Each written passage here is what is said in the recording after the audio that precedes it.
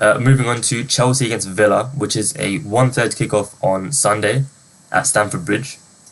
2-1 scoreline for Chelsea last time out at the King Power perhaps doesn't encapsulate just how dominant they were in that game. I think they're actually a very strong contender under Maresca. They are going under the radar a little bit. They do have a midweek Europa League game against Heidenheim this evening, but given that they have a sort of whole new European 11 and they are allowed to sort of rotate, I don't think there's too much information to be gained from that, potentially into just whether Malagusto is fit. So I am just going to exclude that. Aston Villa also had a midweek game against Juventus last night, which finished 0-0. Emery went with a strong side, looking to sort of continue his good form in Europe. But as it stands, Villa have been in a really poor run of form, 4 straight losses before the international break, and they've come back with back-to-back draws, one being against Palace, who've been in pretty poor form this season. And even against Juventus, I think a 0-0 draw was not a great result for them, given that Juventus had 6 players on the bench, 2 of them were goalkeepers, so they were obviously very light.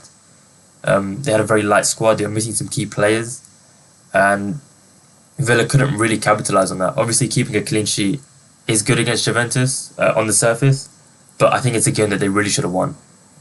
In terms of the injury report, Konsa returned to the bench against Juventus, but did not feature, so could see him involved in this one.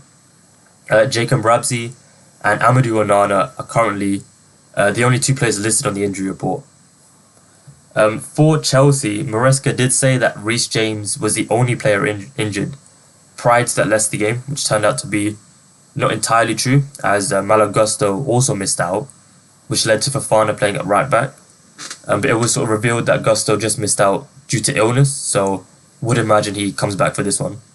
Pedro Neto was also excluded from the lineup, so there is a bit of uncertainty around those two, but if it is just to be a case of illness, you would imagine they've recovered by now. I think this game, for me, as soon as I saw the fixture, it was screaming out as being a Cole Palmer kind of game. And I'm eyeing up a few angles for him. So the first one being Cole Palmer to score or assist, which is priced at 1.73 with Paddy Power. Obviously, a little bit on the short side, but I think it's really, really good value. He's actually blanked in his last 3 games, which is why I think we get this price as backable. Usually we just don't. And it's also priced at 1.5 with Bet365, so quite a notable discrepancy there in quite a big market.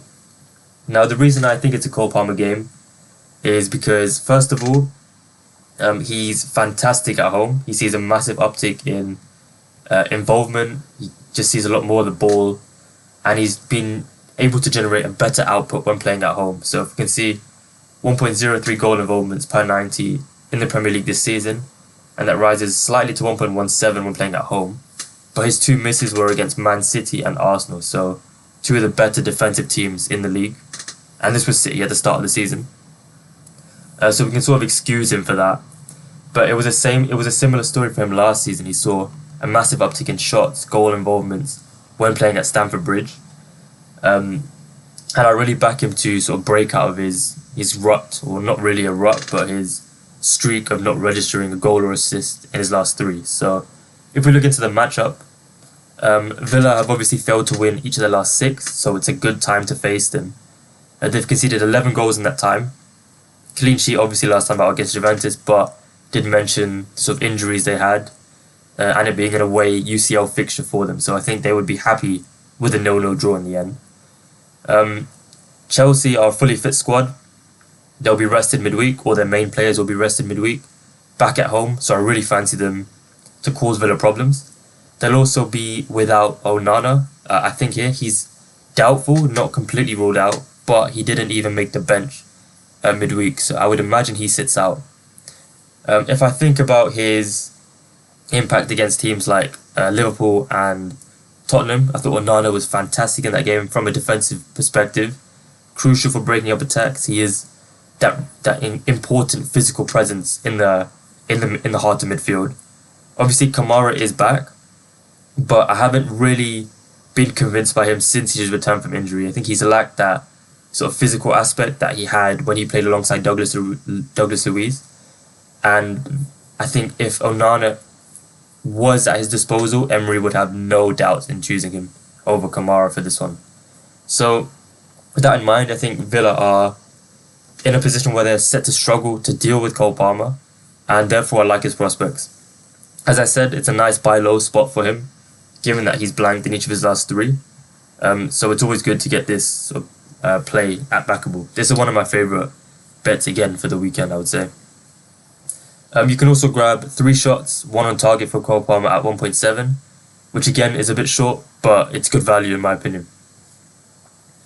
Now the next set of bets are in regards to Chelsea making tackles. Now I think all 3 are a bit undervalued here.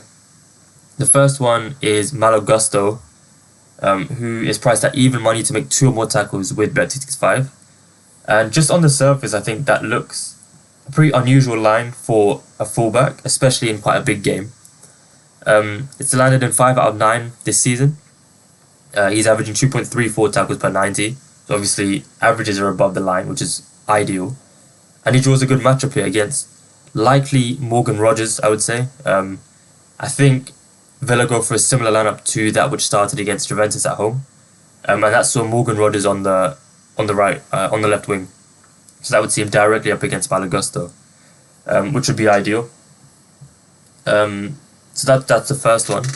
Next one is Caicedo to make 3 or more tackles, which is priced at 1.66. Once again, a little bit on the shorter side, but it's landed in 9 out of 12 games this season, including 9 of the last 10 in the league. So he's averaging 3.49 tackles per 90, highest in the Chelsea squad.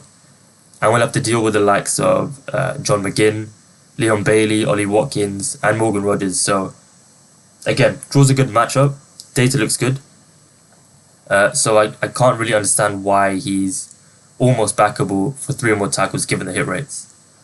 And finally, what I believe to be the best value is Madueke for 1 or more tackle, which is 1.44. Obviously, that would have to be doubled with something, but he's averaging 1.38 tackles per 90, landing the selection in 9 out of 11 games this season. And he sees a notable uptick when playing at home. So obviously, he doesn't finish the 90 very often, but he's landed at least 1 tackle in all 5 games in the league. And he's averaging 2.17 tackles per 90 and 1.8 per game. So, again, data looks good. Matchup is good, I would say. He'll be on the same side as Morgan Rogers. So those 3 players are one to target, I would say, for tackles. For fun, I might be wrapping again. Yeah, so thanks for that, Dylan. I think there's a chance, but as I say, he missed out due to illness, I believe, on the weekend. So he's had a fairly long time to recover.